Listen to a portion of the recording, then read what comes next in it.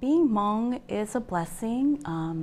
It means just being a warrior, like how our parents and ancestors were in being refugees and coming to America.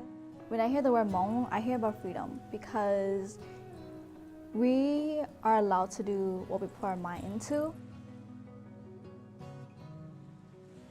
Being Hmong means to represent and stand with one another, encourage one another, and protect each other in this world. I've learned a lot about our cultures and the journey that we have gone through. And so to me, it really means unity and family.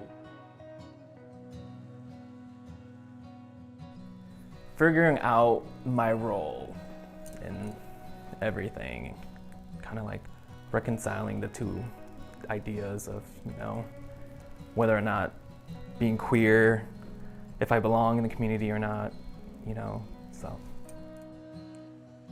As a kid, I thought being Hmong meant doing everything your parents told you to do, but now as an adult, I think that being Hmong means revolutionizing the Hmong traditions in a way that fits your lifestyle.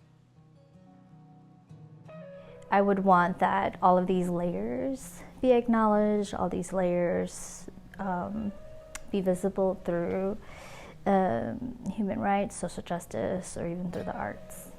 You're taking these high positions because it really shows that we have a lot of power, As Hmong women, that we continue to just love on each other and to encourage one another and to be more understanding. I think Hmong women are doing it now, and we see a lot of perseverance and a lot of commitment and a lot of dreamers, and I think Hmong women are living out those dreams nowadays. I just hope that we can keep up that motivation. And I hope that the future generations of Hmong girls and queer folks continue to break those barriers, because I think that the community would not go as far without this identity.